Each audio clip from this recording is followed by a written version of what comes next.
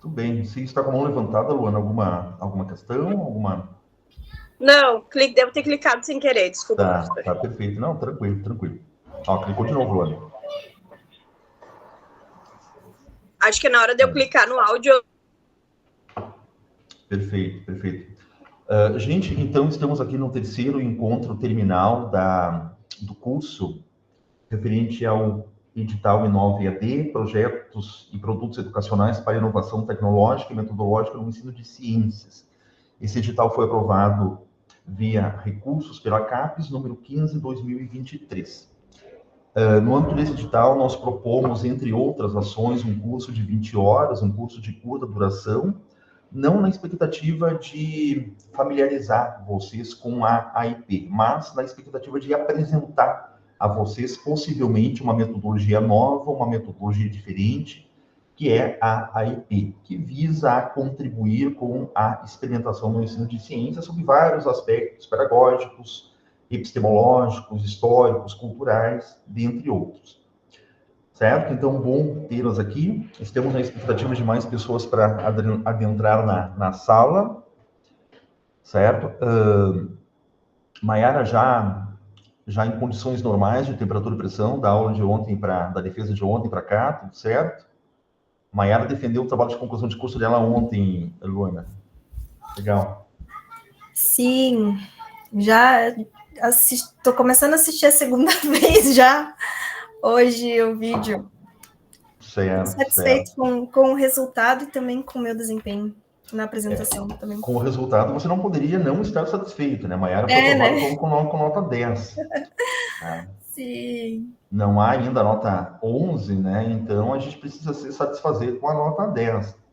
Ok? Sim. O desempenho está muito bom também, bastante condizente.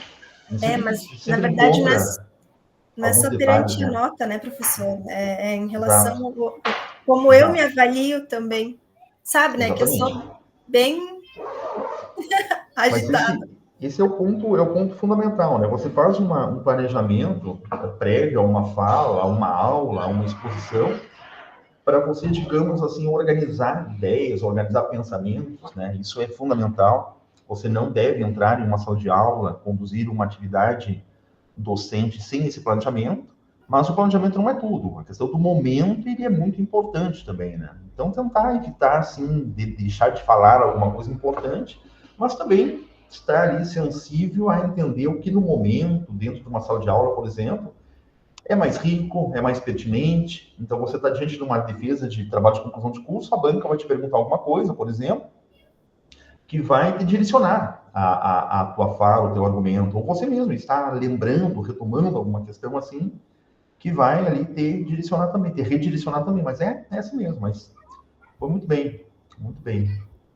Sim, eu planejei, na verdade, eu tinha um roteiro, né? Sempre estou adiantado com tudo. Eu tinha a semana inteira olhando minhas folhinhas para falar. Ontem eu acho que eu não falei metade do que eu tinha escrito para falar.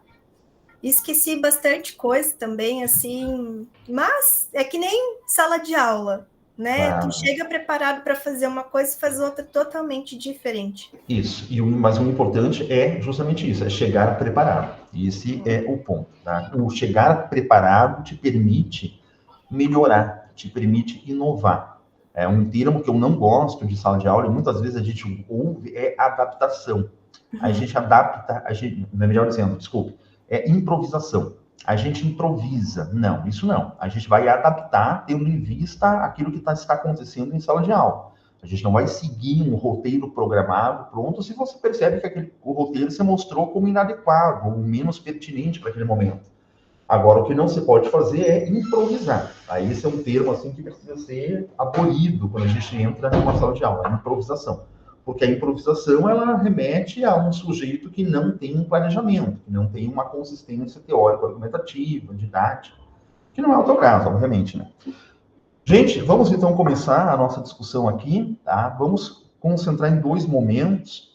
Num primeiro momento, eu vou fazer uma retomada estratégica, sintética, de alguns pontos que eu quero manter aqui nesse terceiro espaço de gravação, certo? Conforme as pessoas forem adentrando na aula, a gente vai tentar não não quebrar essa argumentação, mas é importante que fique o registro dessa minha falha inicial. E daí, no segundo momento, eu já passo a palavra para vocês. Fique plenamente à vontade para intervenções, tá? Questionamentos, ok? Durante essa minha primeira abordagem. Então, deixe-me aqui fazer um compartilhamento de uma janela. Aqui. De modo que eu vá fazendo essa discussão e vendo vocês ao mesmo tempo. Bom, então aqui, gente, eu estou mostrando, conferindo se está na área de trabalho de vocês, se está visível, se está ok? Sim. Bem, então, o nosso objeto de pesquisa, de discussão, de investigação, de estudo, de apropriações, tem sido a atividade experimental problematizada, que a gente vai mencionar daqui para frente, muitas vezes apenas por AIP, apenas pela sigla AIP. Então, tenho tido grata satisfação de perceber que nos últimos anos a AIP tem ganhado vida própria, o que sempre foi planejado lá no momento da sua idealização. Tenho visitado várias universidades, país afora, me deparado com trabalhos de conclusão de curso, artigos científicos, eventos, palestras, seminários, e é bastante rico essa ideia de que os pesquisadores se apropriam dos eixos da IP a partir dos seus próprios olhares, a partir do seu próprio perfil pedagógico. Então, isso estava previsto lá atrás, quando a IP surgiu, quando a IP foi idealizada.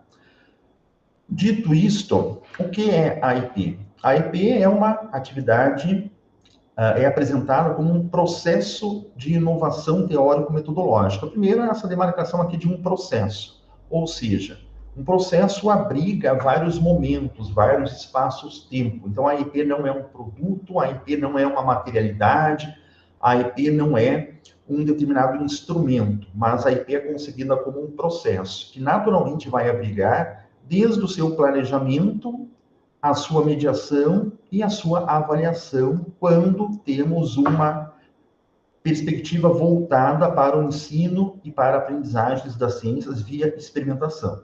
Desse modo, o meu intuito é desenvolver uma experimentação no ensino de ciências, uma atividade prática, uma atividade empírica, uma atividade que leve os sujeitos a fazer manipulações, a fazer observações consistentes. Então, eu estou diante de uma atividade experimental. Sendo assim, iremos pensar acerca do planejamento dessa atividade experimental, acerca da mediação e acerca da sua avaliação, onde cada uma dessas estruturas abriga um determinado conjunto de argumentos, de elementos, que são essenciais ao planejamento consistente, à mediação consistente, à avaliação consistente.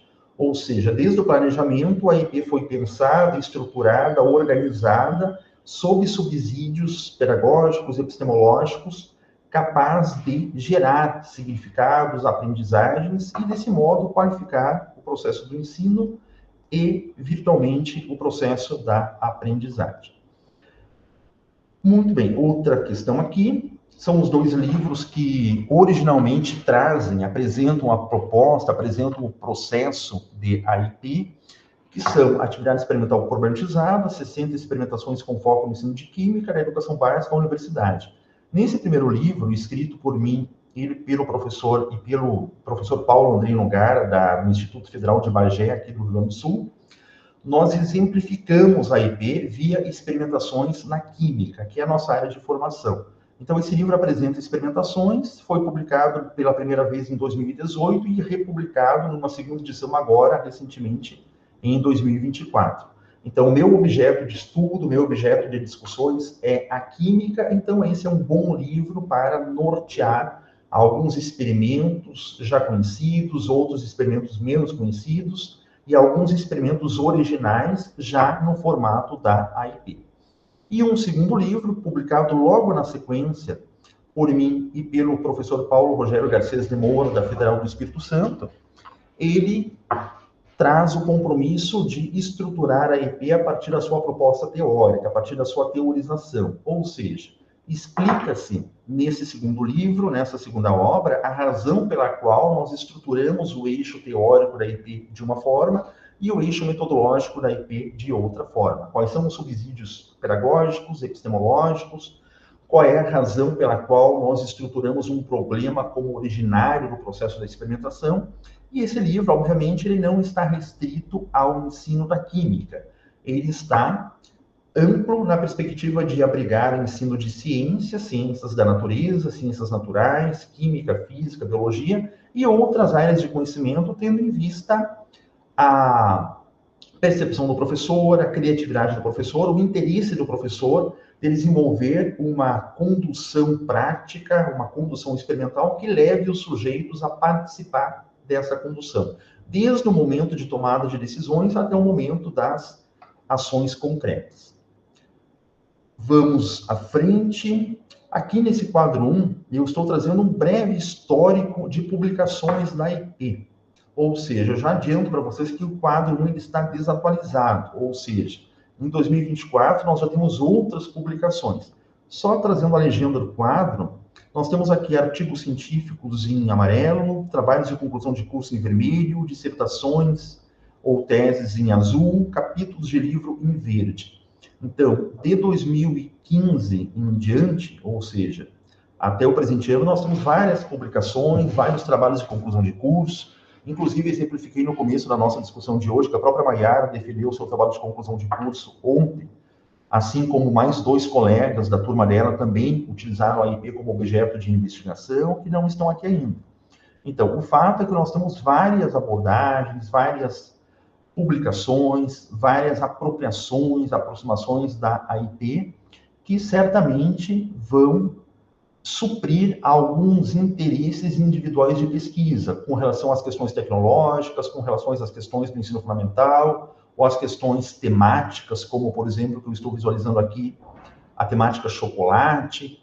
Recentemente, tivemos um trabalho que aplicou tecnologia no âmbito do ensino de ciências, numa perspectiva de software aplicável em smartphones. Então, vocês vão verificar vários trabalhos, várias apropriações, utilizações da IP nesse quadro 1. E esse quadro 1 tem fonte lá no ENASE.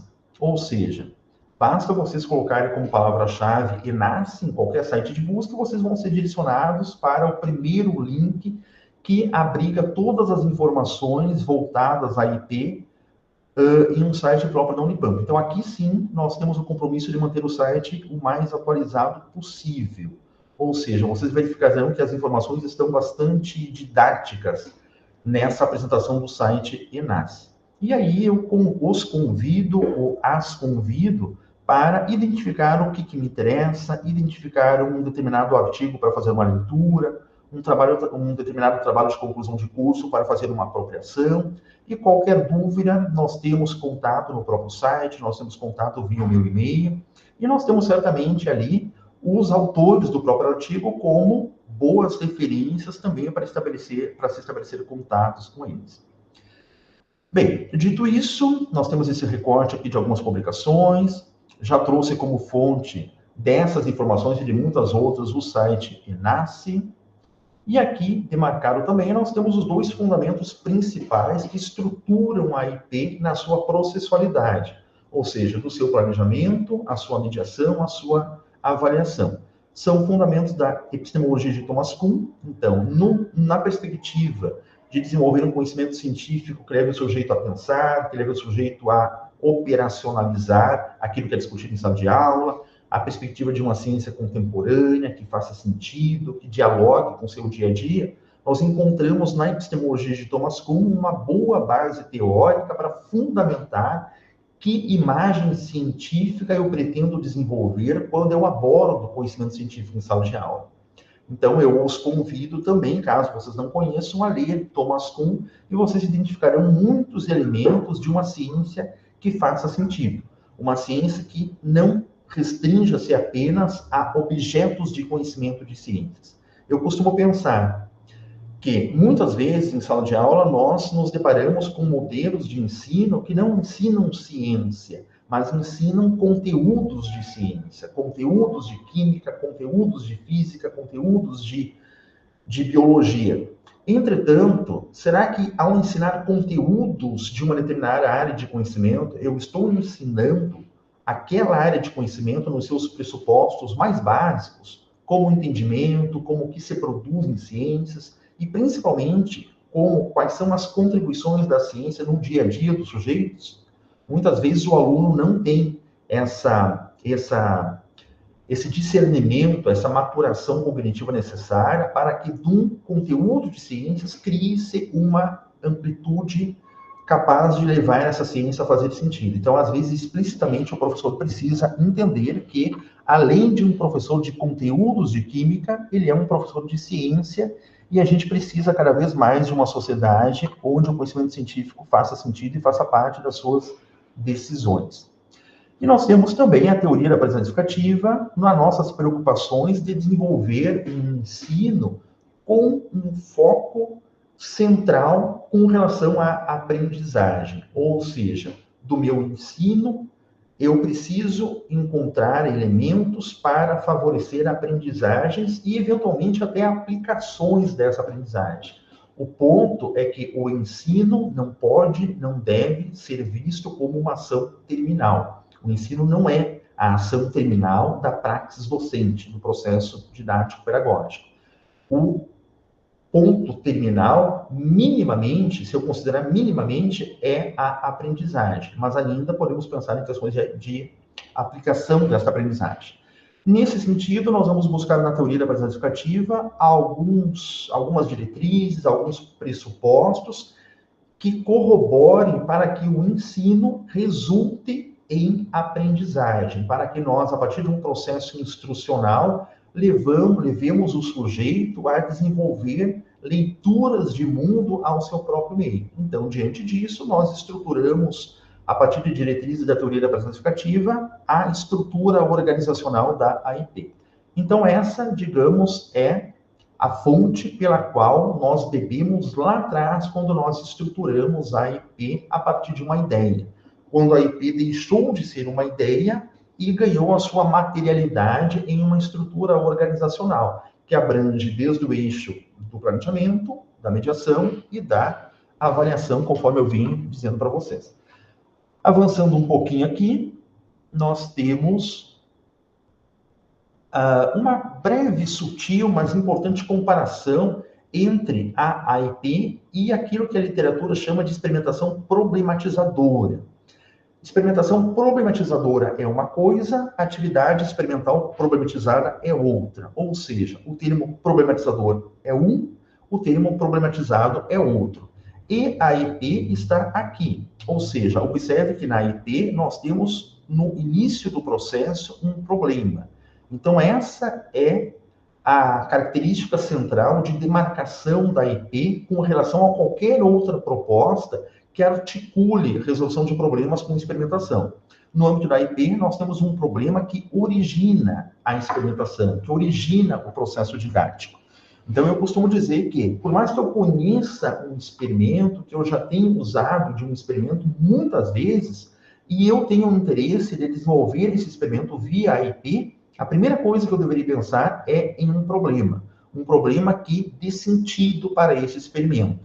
Então, no âmbito da AIP, nós temos um problema que origina um processo de experimentação que leva os sujeitos a uma investigação visando solucionar, visando apresentar uma solução a esse problema. E não apenas apresentar, mas defender uma solução a esse problema que originou a experimentação.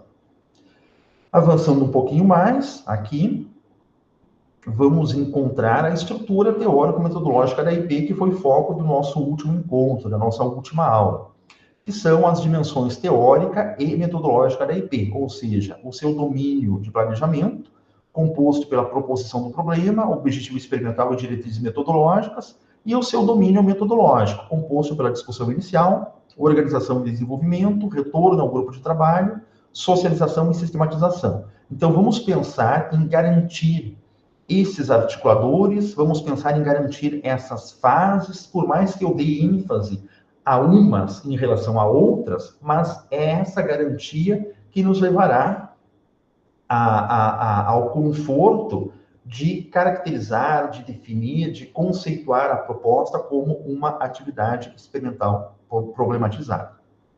Avançando um pouquinho mais, nós temos aqui, chegaremos numa estrutura sintética sobre o eixo teórico da IP, ou seja, o eixo teórico da IP, que é proposto por aqueles 3 articuladores, a proposição do problema, o objetivo experimental e diretrizes metodológicas, onde já discutimos que do problema, ou seja, da proposição do problema, nós buscamos desenvolver um objetivo experimental, identificando o que eu pretendo que seja feito em sala de aula, ou em laboratório, ou em ambiente de prática. E desse objetivo experimental surgem diretrizes, que são primeiras ações que levam os sujeitos a iniciar um processo experimental. Então, esse é o planejamento da IP. O foco é que, ao cumprir as diretrizes, e caso o aluno opte por cumpri-las, porque as diretrizes são recomendações, os alunos não cheguem imediatamente a uma solução ao problema, porque aí esse problema está carente, não foi bem elaborado. Ao cumprir as diretrizes, os alunos, no máximo, deverão chegar em resultados ao objetivo.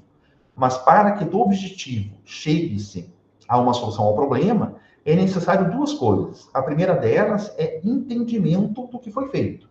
Ou seja, aquilo que foi desenvolvido empiricamente precisa ser entendido. E o segundo elemento é recuperação de fundamentação teórica, de aspectos teóricos. Então, o aluno é capaz de entender aquilo que foi feito em laboratório ou em ambiente de prática e é capaz de resgatar conhecimento teórico, aí nós temos uma boa possibilidade de uma solução aceitável ao problema que originou a prática.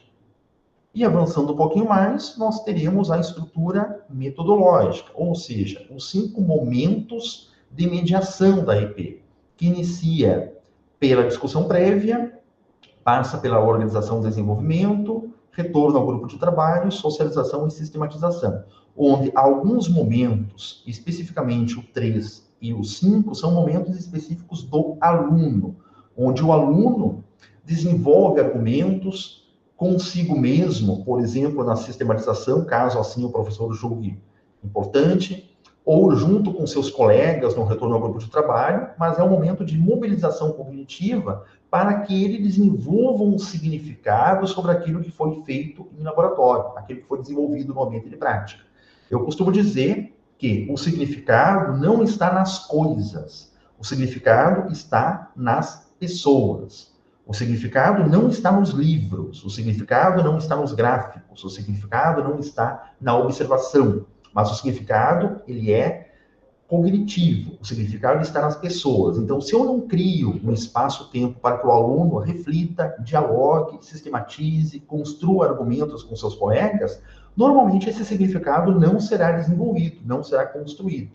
Então, por exemplo, o retorno ao grupo de trabalho é um excelente momento para que o grupo de trabalho retorne, dialogue com relação àquilo que foi desenvolvido e chegue em uma solução passível de enfrentamento ao problema. E ainda nós temos também como um bom elemento de demarcação aqui a socialização, que é o momento onde o professor organizará a fala dos alunos com relação a cada grupo de trabalho e a defesa que esses grupos de trabalho fazem com relação a um modo pelo qual procederam em laboratório e chegaram a uma solução ao problema. E vamos em frente aqui, já finalizando essa minha fala inicial de 30 minutos. Nós temos aqui a questão da organização, da sistematização, vamos pensar assim, entre esses momentos, entre o eixo teórico de planejamento, entre o eixo metodológico de mediação, quando nós chegamos aqui numa articulação sistêmica em relação ao eixo do planejamento, em relação ao eixo da mediação, que eu estou mostrando aqui para vocês com base no diagrama de Venn.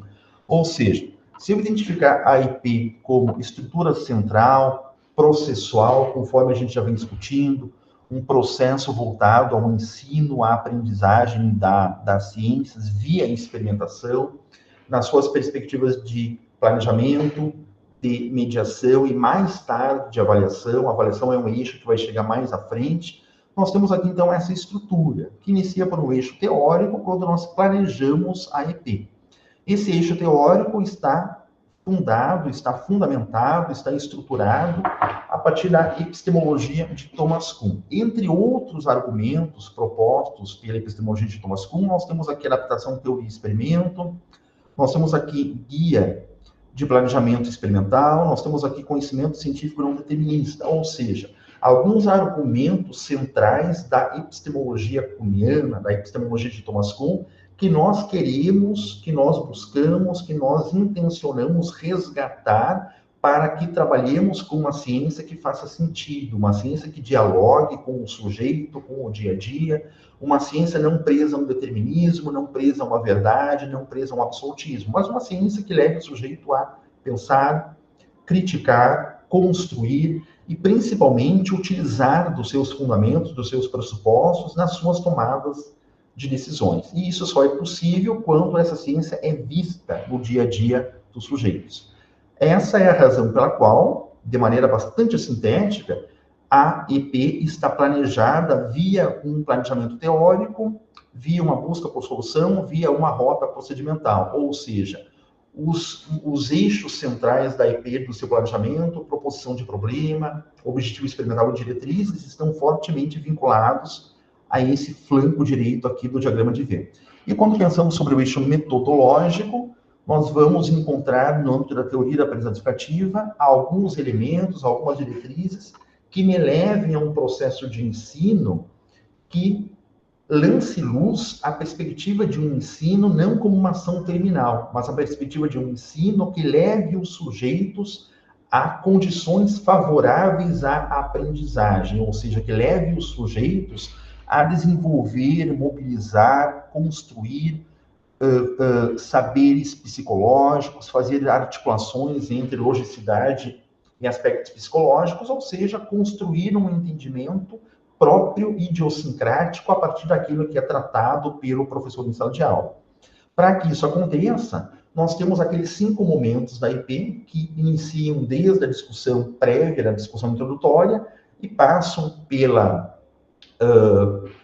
desenvolvimento da atividade, pelo retorno ao grupo de trabalho, pela socialização e culminam na sistematização, como elementos, como momentos que oferecem ao aluno condições de pensar, de sistematizar, de trocar argumentos, de discutir com seus colegas, de contrastar hipóteses, de apresentar resultados ao professor e ouvir feedbacks, ou seja, momentos que vão encontrar respaldo pedagógico na estrutura cognitiva específica, no material potencialmente significativo, na predisposição em aprender, bem como em outros elementos, em outras diretrizes, em outros princípios próprios da teoria da aprendizagem explicativa.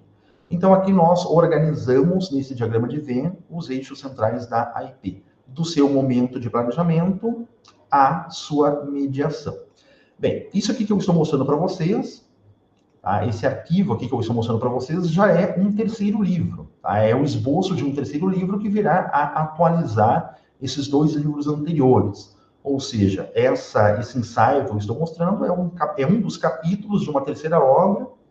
A data de publicação ainda incerta, obviamente, tendo em vista muita coisa que temos feito com relação ao pouco tempo que nos é fornecido. Enfim, mas a ideia é, no primeiro semestre do ano que vem, teremos um terceiro livro que resgate o que nós temos de mais atualizado com relação à AEP.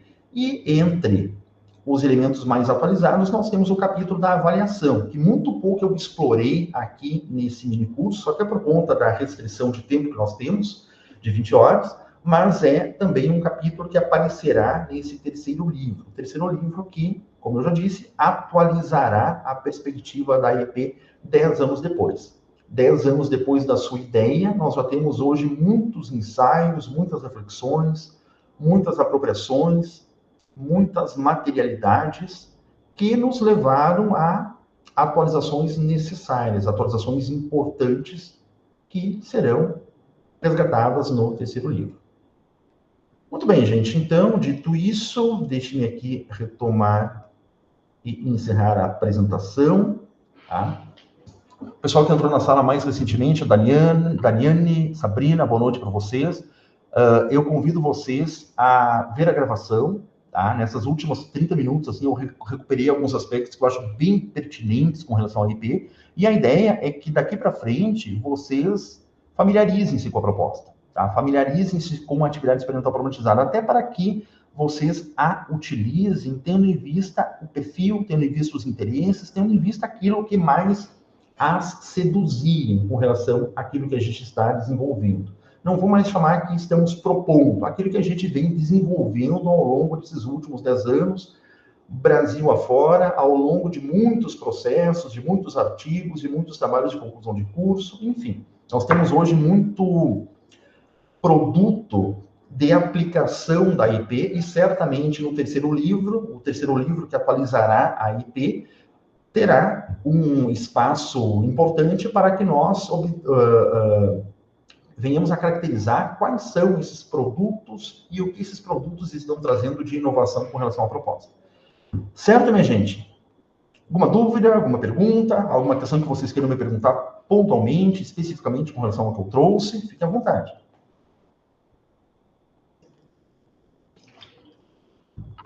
Vamos passar, então, a palavra a vocês.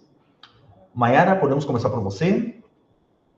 Gente, vamos pensar uma estrutura de tempo aqui, uma estrutura temporal. Eu vou pedir para que cada um de vocês fale em 5 minutos, um pouquinho mais, se possível. Então, vamos aí explorar a capacidade de síntese de vocês. Caso vocês pretendam fazer uma explanação mais ampla, contrastar dúvidas, tá? Eu estou plenamente disponível para uma gravação, para um encontro em outro momento, tá bem? Ok? Maiara, fica à vontade. Pode projetar daí, por favor, Maiara. Certo. Boa noite, meninas. O professor já tinha cumprimentado antes. Deixa eu abrir aqui minha apresentação. Chamei a Maiara para falar em primeiro lugar por conta que não apenas a Maiara está aparecendo como minha primeira telinha aqui, mas porque a Maiara defendeu o seu TCC ontem à noite, né? E, obviamente, a Maiara, como minha boa orientanda, aplicou, analisou, discutiu, refletiu sobre a IP. Vamos lá, Maiara. Ainda está fresco o assunto. Então, pessoal, eu vou começar primeiramente com uma frase, né? Ensinar não é transferir conhecimento, mas criar as possibilidades para a sua própria produção ou a sua construção. Paulo Freire. Então, a proposta para hoje é apresentar alguns resultados perante aos modos de avaliação que foram propostos na aula anterior. E eu fiz uma síntese, então. Eu vou, na verdade, pular algumas partes. Para vocês entenderem o contexto, eu apliquei a metodologia da EP no meu estágio 2, semestre passado, com alunos do 8º ano, uma escola de ensino fundamental aqui na cidade de Gramado. Foi no componente de ciências, na matéria de ciências mesmo. Então, os momentos da EP, né, perante todo o eixo teórico-metodológico, a primeira identificação realizada antes de pensar em todo o projeto do TCC foi o problema de pesquisa.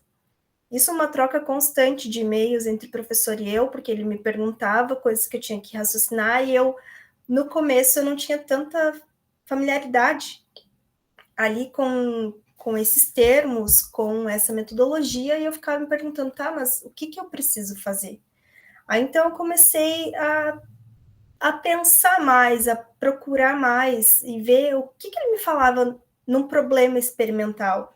Não é simplesmente tu ter na ideia um problema, a flor é cor-de-rosa. Por que a flor é cor-de-rosa? Não é só isso, tem que ter também toda a teoria, toda a metodologia para te conseguir chegar nesse ponto. Então, a identificação do problema foi: a reprodução das angiospermas inicia com a polinização. A polinização é o transporte do grão de pólen da antera até o estigma, onde se forma o tubo polínico. Ao se instalar no estigma, o grão de pólen germina e forma o tubo polínico. Este cresce através do estilete até atingir o óvulo, no ovário. Desta forma, como as características e apresentação, disposição, localização dos órgãos reprodutivos de diferentes espécies de flores pode ser afetado na reprodução através da polinização?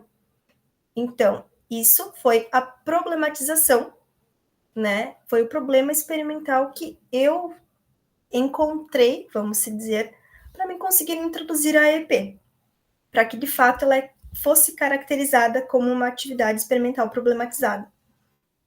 O segundo momento, então, foi o levantamento de hipóteses pelos alunos, né? Eles, em grupo, eles faziam essas análises perante o que eu já expus um pouco, né, na questão problema, para daí, então, a gente fazer o experimento. A gente conseguir fazer as análises das flores também para fazer o levantamento do conhecimento prévios deles, para comparar depois, no final, com outro instrumento que a gente usou para avaliar essa construção de conhecimento, para avaliar o quanto a EP foi significativa nessa construção. Daí, então, em relação à avaliação, eu identifiquei, né, ao meu ver, a parte analítica, sistematizar informações prévias e subsequentes ao experimento e formular estratégias para o desenvolvimento das etapas do experimento. Aqui eu vou mostrar para vocês alguns excertos que eu trouxe dos alunos.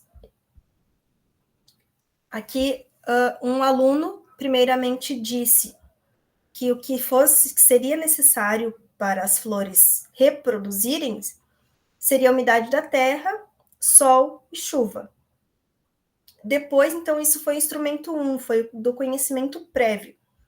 E depois, com o instrumento 2, que era para avaliar a construção do conhecimento, ele respondeu: as características são: se as flores ficarem em lugares mais altos, vai facilitar a polinização dos agentes polinizadores, que ficam mais no alto.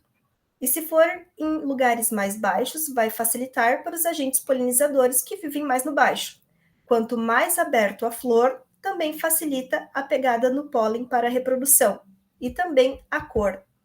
E isso vai de encontro, então, com a avaliação analítica 2, sistematizar informações antes, né, o que eles conseguiram assimilar antes do experimento, que era o que eles conheciam, de fato, auxilia, sim, na reprodução, mas não é isso que faz acontecer a reprodução, isso é para manter a saúde da planta. E daí, depois, então, com o instrumento 2, pós-experimento. E eu tenho aqui também a 3, né, que eu perguntei para eles qual é a associação que eles conseguiriam fazer, que tipo de experimento a gente poderia fazer também. Aí eles identificaram que poderiam ser ou por microscópio, ver o interior da planta para ver onde ficavam os gametas, identificar se houver frutos ou flores. Isso, na verdade, da identificação se houver frutos ou flores, é um processo um pouco mais demorado e não seria o objetivo da experimentação naquele momento. Identificando, então, a parte de avaliação analítica 3, formular estratégias para o desenvolvimento das etapas do experimento. Isso, então, acabou favorecendo a participação ativa, o interesse dos alunos, a construção do conhecimento, a autonomia, a cooperação.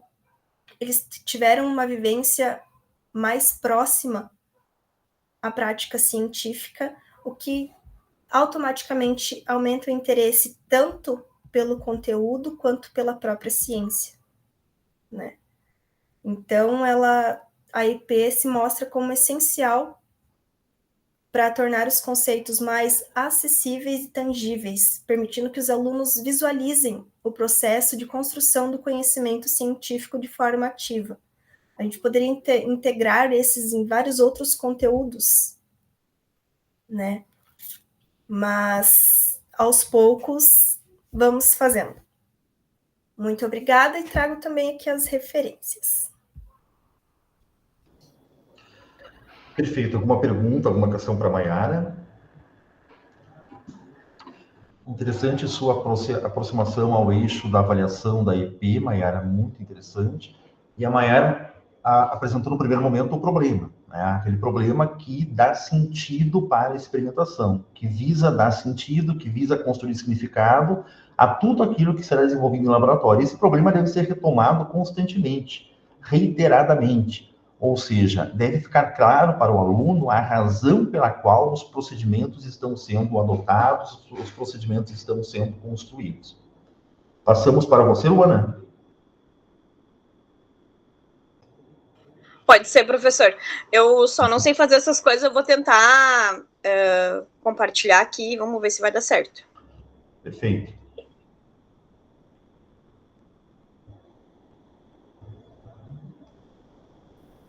Qualquer coisa, Luana, se tu quiser, manda no grupo que eu compartilho aqui, tá?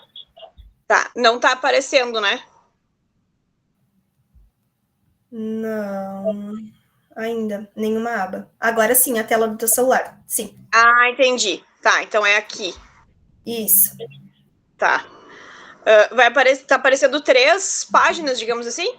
Sim, o que tá escolhendo o teu celular, é isso aí. Tá, então tá. Tá. Assim, a EP para mim é uma novidade, assim, eu já tinha ouvido falar dela, eu já fiz um curso e achei uma técnica difícil de trabalhar. Eu trabalho com bastante práticas em sala de aula, mas eu senti essa dificuldade de transformar essa prática, como eu disse, já comentei no curso, que não fosse uma receita de bolo, que eu não levasse e que eles tivessem que pesquisar. Então, eu ainda, com essa atividade que eu fiz, eu ainda achei que ainda faltou alguma coisa, eu não terminei de aplicar ela, mas eu ainda sinto falta deles, de ser uma problematização maior, tá? Mas eu vou apresentar o que eu fiz. Tá, a atividade que eu organizei, eu estou trabalhando com o 9º ano sobre os planetas, sobre o sistema solar. E aí eu queria colocar alguma coisa assim. Então, eu anotei assim aqui no meu caderno que era se seria possível viver no planeta mais próximo do Sol. E como eu já tinha, então, passado para ele sobre os planetas, o meu problema seria se é possível viver em Mercúrio, tá? Então, eu coloquei ele, né, que é conhecer os tamanhos. Primeiro, eu queria que eles conhecessem os tamanhos dos planetas e a distância entre os planetas e a distância entre os planetas e o Sol, tá? E aí a gente ia criar primeiro fazer uma escala, né, de tamanhos, e aí colocar relacionados ao Sol. Eu passei para eles isso, né, da comparação da Terra com os outros planetas, do Sol com os outros planetas. Passei essa tabela que está ali na página 5, agora eu centralizei ela. O tamanho e as distâncias dos planetas. E aí passei para eles também o tamanho do Sol. E aí eu disse para eles, agora na próxima aula eu vou trazer para vocês alguns materiais e a gente vai montar um sistema solar com esses materiais, calculando o tamanho mais ou menos, né, dos planetas e aí montar o sistema. Aí eles estão participando de uma gincana e eles estão separando tampinhas. Daí eles até sugeriram, até tirei uma foto das tampinhas que eles separaram para montar o sistema. E a gente não montou ainda, tá? Nós não montamos esse esquema, porque eu tenho só 3 alunos no 9º ano e hoje, que seria uma aula em que a gente montaria, só foram 2. Então, eu queria que o outro também participasse, para que ele entenda e resolva esse problema junto. Eu acho que é isso, tá ali em aberto a minha página das respostas e conclusões, porque, né, eu quero que eles entendam, então, né, se é possível, por que é tão quente em Mercúrio, mais relacionado a isso. Era isso a minha apresentação. Muito obrigada. Muito bem, Luana. Alguma pergunta a ela? Bem, Luana, com relação a essa tua dificuldade, Sabrina, fica à vontade. Não foi sem querer. Eu ia botar umas palminhas para ela aqui nos Tá bem, emojis. tá bem. Com relação a essa tua dificuldade, isso é válido para qualquer metodologia, gente. Você quer desenvolver um trabalho via resolução de problemas, via IP, via mapas conceituais, via gamificação, via lá um software do FET Colorado, ou seja, qualquer metodologia. Você precisa, no primeiro momento, dominar teórico, metodologicamente, essa metodologia, ou seja, entender os fundamentos balizadores desse processo que te permitam tanto operar essa metodologia, como avaliar aprendizagens, em tese, emergentes dessa metodologia. Então, esse é o primeiro ponto. Até eu sou bastante crítico com os meus orientandos, principalmente de estágio, de graduação, onde o objetivo central e quase que imediato é ir à sala de aula. Então, eu quero fazer um planejamento de 30 minutos, de 40 minutos, para desenvolver 5, 6 períodos de aula. Ou seja, fazendo desse modo, muito possivelmente, você não terá condições em sala de aula de desenvolver um trabalho metodológico que te leve a explorar do melhor modo possível aquela metodologia. Então, a IP certamente não foge a essa lógica. Você precisa, no primeiro momento, entender o que fundamenta, como eu estruturo uma aula experimental via a IP. E aí, o ponto central para isso é pensar em um problema. Eu tenho como interesse trabalhar em escalas de tamanho dos planetas do sistema solar. Perfeito. Agora, eu vou, em sala de aula, imediatamente desenvolver essa atividade, desenvolver essa proposta? Não. Se eu tenho interesse de aplicar uma IP, eu preciso, inicialmente, desenvolver um problema que anteceda tudo aquilo que for desenvolvido no ambiente de prática. Então, que problema pode gerar uma experimentação, pode gerar um procedimento, pode gerar várias ações em sala de aula que repercutam aquilo que eu tenho interesse, que é culminar no entendimento sobre a diferença de escala de tamanho entre os planetas. Então, qual é o problema que vai dar sentido para aquilo que eu pretendo que seja feito em sala de aula? Essa é a pergunta central. E pode ser, como eu já mencionei, um problema absolutamente conhecido. Um problema que eu já desenvolva a longo tempo. Muito bem, eu desenvolvo esse problema a longo, melhor dizendo, uma experimentação que eu desenvolvo a longo tempo. Eu desenvolvo essa experimentação a longo tempo. Então, eu posso pensar, eu tenho condições de pensar um problema que anteceda essa experimentação. Porque a experimentação, ela precisa de um sentido, ela precisa de um significado. E a gente percebe que, muitas vezes, o ponto mais carente, o ponto mais problemático, que mais obstaculiza uma experimentação no desenvolvimento da aprendizagem é o sentido. Ou seja, não raras vezes o aluno desenvolve uma experimentação e lá pela metade do processo ele não sabe o que está fazendo. Ele não tem a menor ideia do que está fazendo ou por que está fazendo. Isso acontece na graduação, isso acontece no ensino médio, isso acontece no ensino fundamental, ou seja, uma experimentação que o aluno vai pegar uma sequência e lá pelo quinto passo da sequência, ele já não sabe o que está fazendo, não sabe a razão pela qual está fazendo. Muito diferente daquele aluno que chegou num ponto e percebeu, não, isso aqui não está bem. Por que isso aqui não está bem? Porque era para acontecer isso e aconteceu aquele outro. Bom, o aluno que percebe isso, ele entende o que está acontecendo, mas não é o que acompanha normalmente o ensino experimental de ciências, onde, corriqueiramente, o aluno te pergunta, professor, está certo isso aqui? E o aluno não sabe, não tem a menor ideia se aquilo está certo ou não está certo, se aquilo era para acontecer ou não era para acontecer, e chega lá no final do processo, entrega um resultado absurdo, um resultado que não dialoga com a realidade, e acredita que a sua experimentação foi bem sucedida. Por que isso acontece? Porque ele perdeu o entendimento no decorrer do processo. Então, esse é o ponto do problema. Um problema estruturado, um problema planejado, que ofereça sentido à experimentação, que ofereça sentido a tudo que for desenvolvido em laboratório, vai levar o aluno a perceber que eu estou desenvolvendo esses procedimentos, mas o meu interesse é solucionar o problema. Se eu estou completamente desvinculado, se eu desvinculei aquilo que eu estou fazendo do problema, eu preciso dar um passo atrás, conversar com o professor para que aquilo volte a fazer sentido, certo? Mas, em síntese, é a questão do domínio da metodologia. Eu pretendo aplicar a IP, eu preciso entender a IP. Eu, Luana, preciso de um exercício solitário, preciso de um exercício sincero para responder. Eu entendo a IP, eu entendo por que a IP se estrutura desse modo, E isso valeria para outras metodologias também. Gamificação, mapas conceituais, VDGov, temas geradores, dentre qualquer outra metodologia que a gente poderia mencionar aí 20 metodologias pelo menos. Ou seja, a aplicação de uma metodologia depende de que o entendimento sobre essa metodologia seja sofisticado a ponto de você planejá-la, operá-la e avaliá-la com relação àquilo que você pretende, que é resultar em aprendizagens. Ok, Luana? Mas é isso mesmo, é o caminho é esse. Passamos para a Sabrina? Pode ser. À vontade, Sabrina. Então, boa noite a todas. Eu vou colocar aqui a minha apresentação. Vamos ver se vai dar certo aqui. Compartilhar uma guia. Assim, eu estava até falando para a Daniane.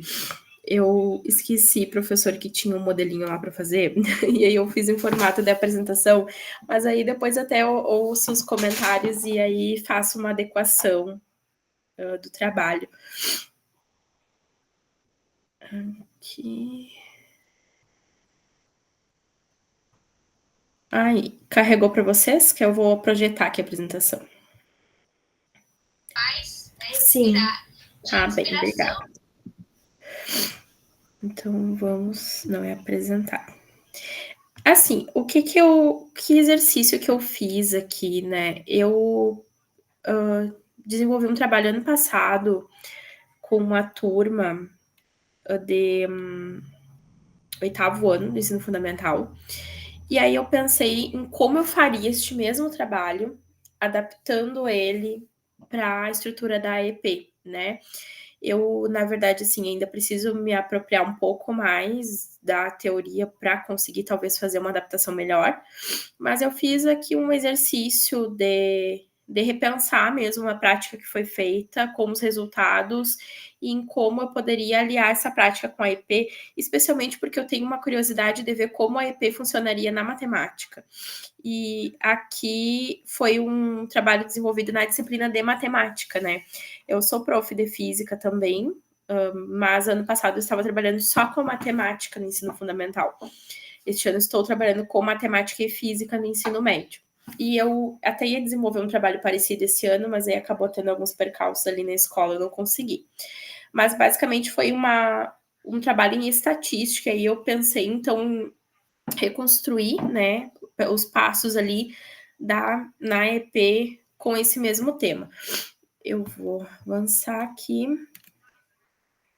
Aí. Então, aqui eu dividi cada lâmina, eu fiz uma para cada etapa da EP, né, e dividi cada lâmina em 2 partes, em como foi e como eu faria hoje, né, algumas adaptações, talvez. Essa ideia, então, do trabalho, ela surgiu nas aulas de projeto de vida, porque eu estava dando a disciplina projeto de vida no começo do ano passado, nas turmas do ensino fundamental do 7º ao 9º ano, numa escola em Lavras do Sul, que era onde eu trabalhava no passado, né? Este ano eu estou trabalhando em Caçapava, que é onde eu moro, para as meninas que não me conhecem. E lá, nas aulas de projeto de vida, os alunos faziam muitos comentários, assim, sobre comentários negativos, especialmente negativos sobre a cidade. Lavras do Sul é uma cidade pequena, bem pequena, tem ali em torno de 7.000 habitantes, contando zona urbana e zona rural, né? E de acordo com os últimos dados, assim, do IBGE, tem ali em torno de 5.000 habitantes na zona urbana. Tem uma área rural muito grande, mas a área urbana é bem, bem pequena, assim. Tem as características da própria região da Campanha, né, que é muito voltado para a pecuária, assim, ela é uma cidade que sobrevive da produção pecuária, sobreviveu por muito tempo da mineração, por algum tempo, aliás, da mineração, e hoje em dia, então, as atividades são bem menores, né, teve um êxodo de pessoas ali quando fechou a mineração, no final dos anos 80, começo dos anos 90, então acabou que ficou uma cidade que até algumas pessoas consideram um pouco esquecida, assim, né, existe algumas ações para tentar trazer um pouco Lavras do Sul para o cenário novamente por meio da pecuária e talvez da mineração, né. Então, os alunos reclamavam muito de coisas que os anseios que os jovens têm, né? Que era atividades de lazer, né? Opções de atividades de lazer e oportunidades de estudo e de trabalho, que eles não enxergam muitas possibilidades de futuro para eles na cidade, né? Claro que, lembrando, tinha alunos de 7º a 9º ano. As reclamações, elas se repetiam entre esses alunos, mas com focos diferentes, né, de acordo ali com a idade. E aí eu percebi que era uma visão que eles tinham que não condizia muitas vezes com a visão que os adultos que eu convivia da cidade tinham de lá. Então eu levei esse problema para a aula de matemática, já que eu era professora de matemática da turma também. Né? Então eu levei essa discussão para as aulas de matemática, perguntando para eles assim se eles tinham uma noção de que será que a opinião deles, que eles manifestavam nas aulas, realmente condizia com o que o restante das pessoas pensavam sobre a cidade, condizia com a realidade da cidade. Né? Essa foi um tipo de discussão prévia que eu fiz com eles, não na estrutura da AEP em si, né? Aí eu refleti um pouquinho sobre como eu faria isso, aplicando novamente. Pensei no mesmo contexto, tá? Então, eu estruturaria essa problematização de forma, assim, mais intencional, e eu envolveria ideias sobre estatística nessa problematização para conseguir verificar o que os alunos já sabiam sobre essa ciência de coleta, organização e análise de dados, que era o objetivo teórico ali para ser discutido dentro deste problema, dentro dessa atividade experimental, né? Que eu considerei uma experimentação em matemática. Então, lá, quando eu fiz, eu não levei em consideração essas coisas. Então, hoje eu estruturaria ou um questionário, ou até mesmo uma atividade para discussão em sala de aula que contemplasse, então, as noções de estatística, que era o que eu queria trabalhar com eles. Ali era uma turma do 8º ano, frisando. Aí eu trouxe aqui o problema como eu propus para os alunos, né? Eu propus ele mais ou menos com essas palavras, que foi como é viver em Lavras do Sul, de acordo com a opinião dos lavrenses. E aí eu dividi os alunos em grupos, era uma turma pequena, tá? Era uma turma de menos de 20 alunos. E ainda assim era a segunda maior turma da escola, né? Porque é uma escola pequena, poucos alunos. Eu dividi esses alunos em pequenos grupos, de no máximo 4 alunos. Eu discuti um pouquinho com eles a respeito de população e amostra, para a gente estimar uma quantidade de pessoas para eles entrevistarem, né, para não ser assim uma quantidade aleatória, cada um entrevistar um certo número de pessoas, né, e aí eles, então, foram divididos e receberam a missão de cada aluno entrevistar 10 pessoas no mínimo. E nós criamos os questionários em aula, perdão, partindo mais ou menos das perguntas que eu havia feito para eles numa atividade de projeto de vida, né? Que era eles contrastando aquilo que eles viam como positivo no município, aquilo que eles viam como negativo, né? Que eles gostariam que mudasse. Aí o que eu faria diferente? Eu proporia esse problema de uma forma um pouco mais estruturada, né? Então, trouxe ali uma ideia, né? Ainda precisa ser mais lapidada, mas seria quais os aspectos positivos e negativos de viver em Lavras do Sul, de acordo com a opinião dos moradores da cidade, né? E eu utilizaria também os meios digitais para divulgação dessa pesquisa. Essa pesquisa, como eu falei ali na parte de cima, ela foi feita com registro físico das respostas. Claro, eu fiz isso porque tinha a ver com as limitações dos alunos, assim, em termos de recursos tecnológicos. Alguns deles não tinham um celular próprio, eles usavam em alguns momentos celulares dos familiares. Nem todo mundo tinha um pacote de dados, por exemplo, para conseguir fazer essas entrevistas fora de casa, né? Conseguir ali, daqui a pouco, enviar um questionário online para as pessoas, seria uma limitação nesse sentido, e eu não quis deixar os alunos de fora desse momento. Eu sei que a direção da escola, por exemplo, poderia divulgar, eu poderia divulgar, mas a ideia era que os alunos vivenciassem o momento, né?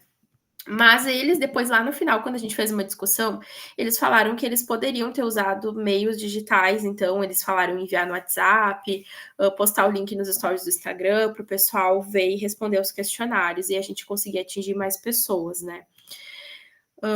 Da próxima etapa seria o retorno ao grupo de trabalho, né? E como eu disse, eu não fiz num primeiro momento usando uma estrutura de AEP, então eu não fiz essa etapa. E refletindo sobre isso, eu percebi, inclusive sobre os resultados que eu tive lá no final, que essa etapa, ela fez falta, né, para o andamento do trabalho, porque algumas lacunas no processo de coleta de dados que os próprios alunos apontaram depois lá no final, elas poderiam ter sido reorganizadas, ou o trabalho poderia ter sido reorganizado aqui nesse momento.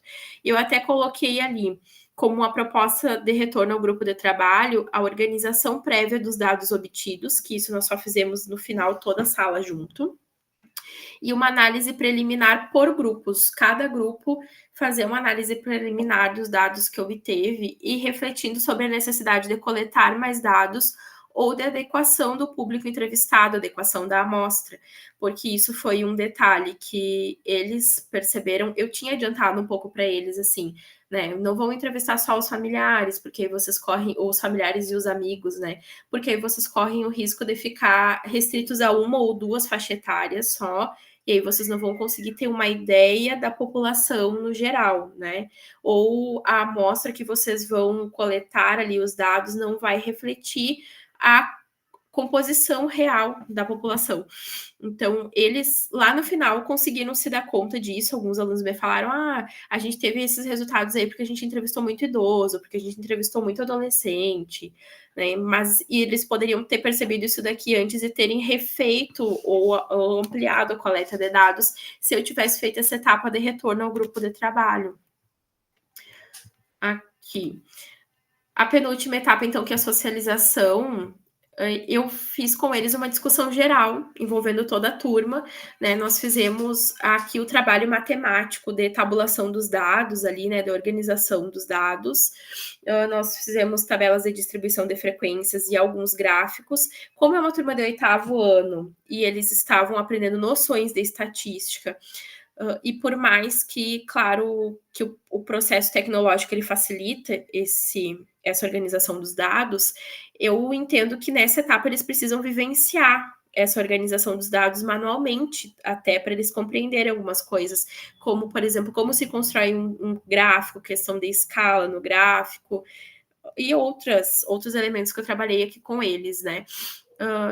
Então, assim, a gente fez isso de forma geral, a turma toda, né? Só que foi assim, foi eu no quadro, questionando eles, a gente fazendo os cálculos juntos, eles fazendo no caderno, construindo os gráficos, e não ficou uma socialização assim de daqui a pouco os grupos socializarem os resultados, ou cada grupo ficar responsável por socializar uma parte dos resultados, até para ver como que eles enxergariam, se eles conseguiriam fazer algumas conexões ali que eu fui adiantando para eles na época, né? Então, eu não deixei eles vivenciarem essas questões daqui a pouco, o erro ali na experimentação, o replanejar, né, a pesquisa. E aí, a última etapa, que é a sistematização, eu pedi para eles, na época, já a elaboração de um relatório em grupo, em que os alunos descreveram os resultados e as conclusões. Só que esse relatório foi um relatório guiado, porque os alunos, eles tinham, assim, eles nunca tinham vivenciado a experiência de construir um relatório, e eu coloquei, usei os recursos que a escola tinha, que eram os Chromebooks e uma internet que permitia, e eu fiz eles escreverem, montarem esse relatório no Google Docs, né? E aí eles vivenciaram ali usar mesmo a ferramenta, né? E aí eu percebi que tinha alguns alunos que tinham muita dificuldade porque não conheciam o básico, assim, de um teclado de computador, por exemplo, eles não sabiam como colocar uma letra maiúscula, eles não sabiam colocar pontuação, né? Então, são coisas também características da faixa etária com que eu estava trabalhando, né? Do público com que eu estava trabalhando. Mas eu pedi esse relatório para eles, inclusive eu lembrei do professor André Luiz na época, porque eu fiz metade só de uma disciplina de laboratório, que era práticas... Ai, meu Deus, não vou lembrar agora, mas era de química, quando eu voltei para fazer química. E a gente ia para o laboratório e nós elaborávamos um relatório daquele experimento do dia, que era já seguindo essa estrutura da AIP que o professor aplicava com a gente, né? E aí eu lembrei da questão, assim, da importância do relatório, porque eu ia pedir, como geralmente a gente pede na matemática, um trabalho escrito, né? E aí eu pensei assim, não, eu vou desafiar eles a escreverem, então, um relatório, por mais que seja uma coisa muito rudimentar inicial. E aí, o que eu acrescentaria nisso? Já que eu pedi para eles um relatório com introdução, com a apresentação dos dados, eles fizeram as tabelas de distribuição de frequência, eles discutiram resultados e algumas conclusões também, ensinei eles a colocar algumas referências, né? Então, eles seguiram mais ou menos ali uma estrutura do relatório, mas eu acrescentaria... Ai, perdão, que eu tenho 4 meliantezinhas caninas ali, que são alarmadas, não sei se vocês vão ouvir elas aí. Eu acrescentaria para eles o pedido da apresentação dos dados por meio de gráficos, porque eles construíram, como eu falei, gráficos manuais, mas no relatório eu não pedi gráficos. E aí a gente poderia ter vivenciado a experiência da construção do gráfico virtualmente, né, usando tecnologias ali, usando um Excel ou usando um próprio Google Formulários, né. Eu até cheguei a fazer com apenas 2 alunas para elas apresentarem esse trabalho na Feira do Conhecimento da escola, mas a turma em si não vivenciou esse processo de construção dos gráficos digitalmente. Então, eu acrescentaria isso e faria esse relatório com um pouco mais de tempo para eles conseguirem escrever um pouco mais, assim, os relatórios, eles ficaram bem sucintos e foi um processo muito difícil para eles, que exigiria um pouco mais de tempo, porque foi a primeira vivência, né? E foi isso que eu fiz, e foram essas as minhas ideias de adaptação para a proposta da EP, né? Como eu disse, eu tinha curiosidade de ver como ficaria na matemática, e provavelmente ano que vem eu vou reestruturar essa proposta aqui para o ensino médio, para desenvolvê-la na matemática, né? Só agora eu tenho pergunta para o professor: será que eu posso chamar isso de atividade experimental? Depende, Sabrina, depende de como os alunos desenvolverão essa atividade, certo? Se os alunos precisam ir a campo para desenvolver a atividade, sim. A experimentação ela não precisa apenas daquele modelo estereotipado de um laboratório de ciências, de um laboratório de química. Então, o aluno precisa ir a campo, o aluno precisa manipular variáveis, e ele tem espaço para tomar decisões, aí certamente sim, tá? Que é o teu caso, certo? Eu espero que você venha a aplicar esse modelo aqui, que está muito claro, muito consistente com relação a esse contraste do que foi feito e de que modo poderia ser feito, certo? Eu vou chamar a atenção só para a questão você deu ênfase à questão metodológica da EP, que está bem consistente com relação às suas 5 fases. Eu vou chamar a atenção só à questão do planejamento, ou seja, a questão do planejamento, que é aquela questão que parte do problema, chega no objetivo e culmina nas diretrizes. Até por conta do teu modelo ser um pouco diferente. O teu modelo é um modelo sociológico, ou seja, por mais que eu utilize ali meios da matemática para enfrentar o problema, mas ele é de natureza sociológica. Eu preciso fazer uma pesquisa socioantropológica em miniatura, podemos dizer assim, mas eu preciso ir a campo, eu preciso entrevistar, tal.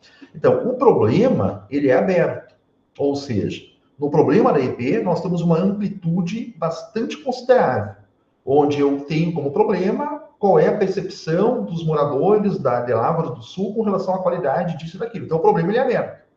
Agora, apenas o problema estrutura a EP? Não. Logo depois do problema, nós temos o objetivo experimental, porque o objetivo experimental, ele fecha um pouquinho. Então, no objetivo experimental, eu preciso indicar o que eu pretendo que o aluno faça para solucionar o problema. Não como ele faça, mas o que ele faz. Então, nesse caso aí, são entrevistas. Tá? Entrevistas com moradores daquele município, porque eu poderia tentar responder esse problema via pesquisa na internet. Eu poderia tentar resolver esse problema perguntando para minha avó. Eu poderia resolver esse problema com a base na minha intuição. Mas não é o que eu quero que o aluno faça. Não é o que a Sabrina quer que o aluno faça. Porque eu quero mais tarde fazer um tratamento estatístico. Então, o objetivo, ele restringe um pouquinho o problema, certo? Ou seja, ele aponta que é necessário ser feito pesquisas antropológicas, tal. E as diretrizes, elas vão dar algumas orientações para que o aluno tome decisões, não se desviando daquilo que foi proposto, certo? Mas acho que está muito bem e está bem factível de ser desenvolvido, sim, Sabrina.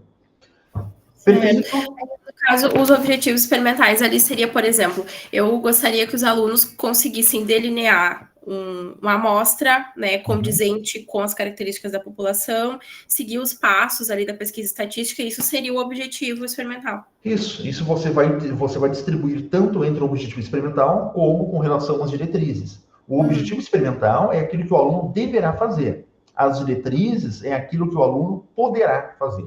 Então aí entra a questão do teu propósito instrucional. Eu quero que o aluno faça isso. No caso da Maiara, eu quero que o aluno manipule o microscópio. Então isso vai no objetivo. Eu não quero que o aluno faça outro procedimento no laboratório. Eu quero que ele manipule o microscópio. Então vai no objetivo. Tá? No teu caso, eu quero que sejam feitas entrevistas em moradores e tal. Então isso vai no objetivo. Agora, as diretrizes, elas já são possibilidades, tá bem? Muito bem, Sabrina, teremos bastante tempo para conversar sobre esse e outros problemas via EP, tá bom? Muito boa a tua fala. Daniane, passamos para você. Boa noite. Dá para ouvir bem? Sim. Quanto tempo, Daniane? Quanto tempo não nos vemos? Pois é, boa noite, desculpa o atraso, eu achei que era 7h30, e eu estava aqui já desde as 7, eu achei que era 7h30. E fui eu que induzi a coleguinha a entrar às 7h30 ainda. Assistam a gravação e vocês estarão perdoados. Ah, tá bom, não, assistiremos. Por esse lapso. Eu assisto, vai assistir também, né, Sabrina? Bem, a apresentação tudo bonitinha e eu, né... Eu estava assistindo a última reunião, eu estava na reunião e assistindo a nova reunião, daí no finalzinho ali diz assim, faça uns slides, um mapa conceitual. Eu pensei, não fiz isso. Mas eu fiz alguma coisa, peraí. Deixa eu apresentar aqui.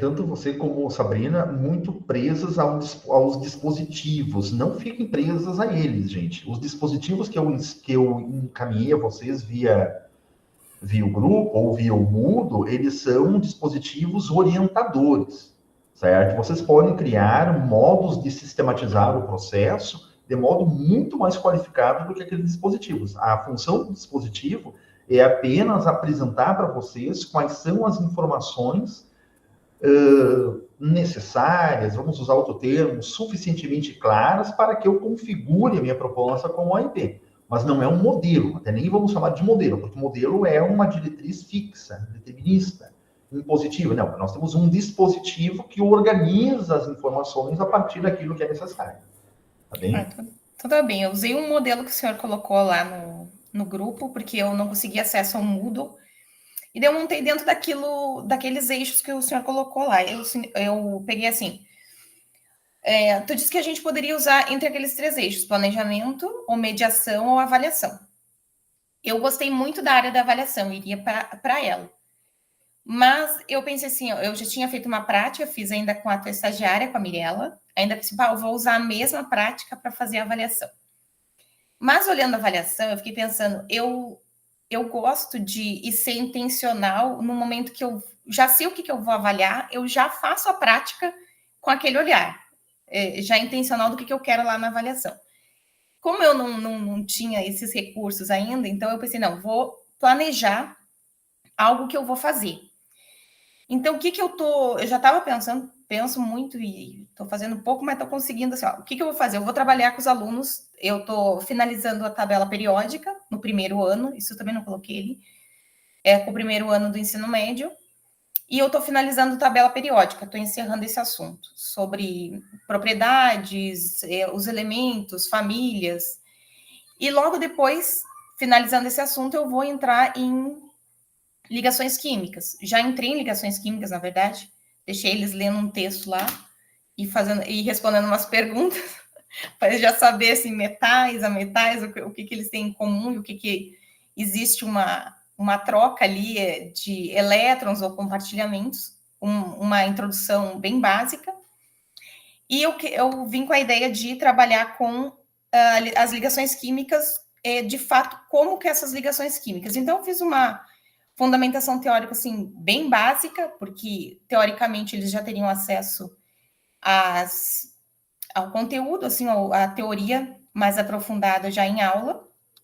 Então, as ligações iônicas, íons, aqui uma representação de uma ligação iônica e logo abaixo uma representação, uma breve teoria e sobre as ligações covalentes.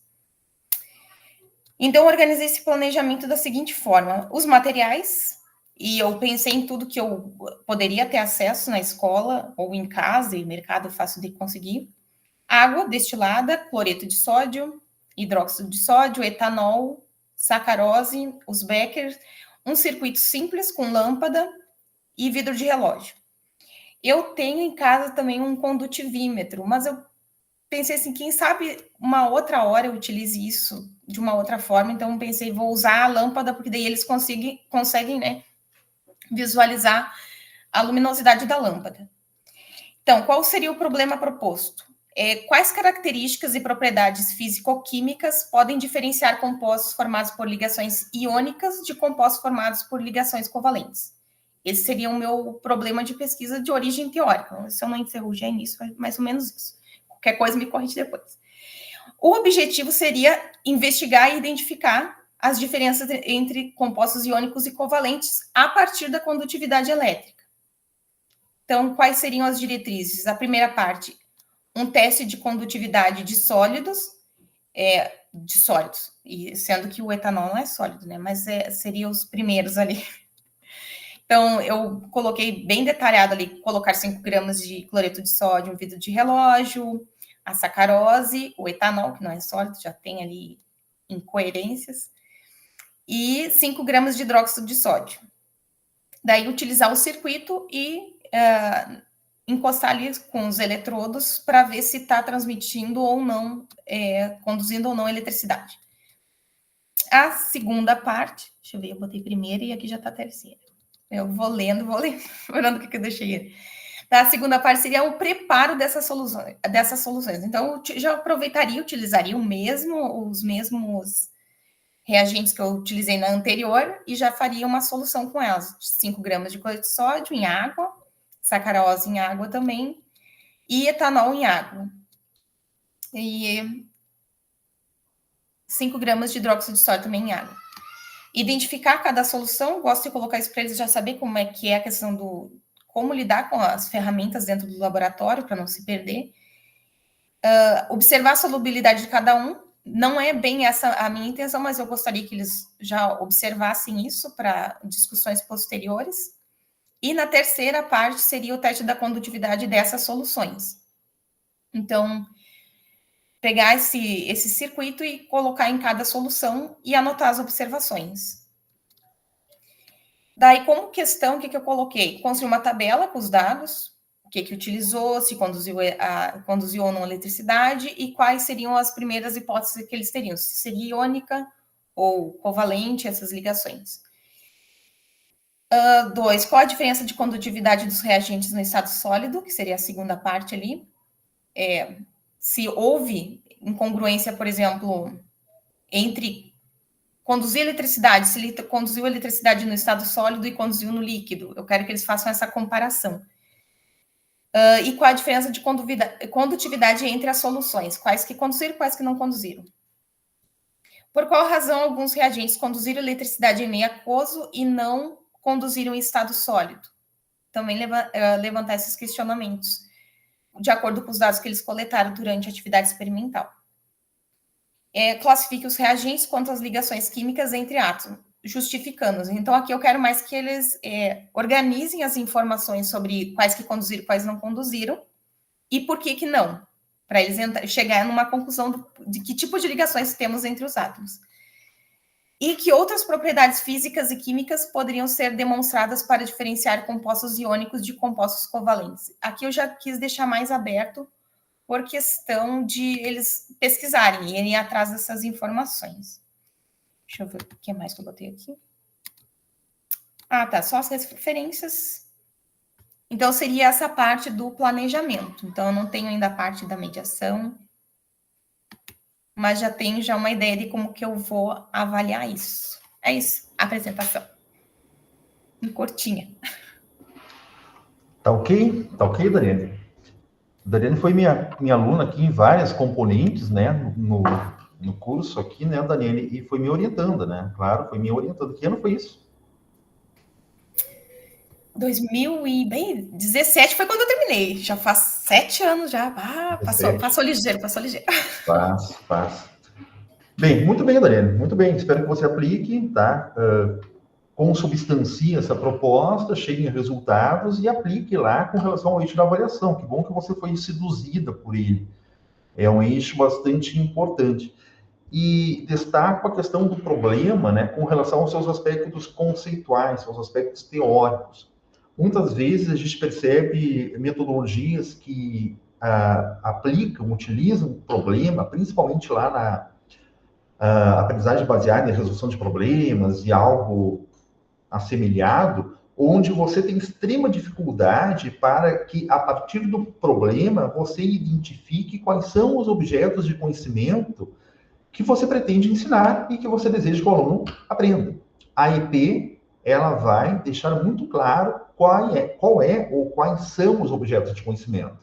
Então, o nosso problema, a nossa concepção de problema, ela não é aberta no sentido de absolutamente contextual. A contextualização do problema, ela é importante, mas eu preciso enxergar no problema quais são os objetos de conhecimento pretendidos. Bem como você colocou ali, ligações químicas, compostos iônicos, compostos moleculares, angiospermas, enfim, nós temos no problema quais são os objetos de conhecimento. Então é isso, minha gente, tá? Pelo decorrer do tempo aqui, a gente precisa ir encerrando, ok? Alguém tem alguma pergunta, alguma questão para a Sabrina ou para a Daniane? Não? Muito bem, gente, então, de minha parte foi um prazer conhecer a Luana, rever a Daniane, rever a Sabrina, retomar contato com a Maiara, certo? De minha parte, então, estamos encerrando por aqui o curso de curta duração em 20 horas de atividade experimental problematizada, que chega ao final, mas o nosso contato necessariamente não precisa também chegar ao final. Então, estou plenamente disponível a qualquer discussão, a qualquer envolvimento que você pretenda fazer ao longo do tempo, aí na realidade profissional de cada um de vocês. Tá bem? Então, deixe-me encerrar aqui a gravação. Aqui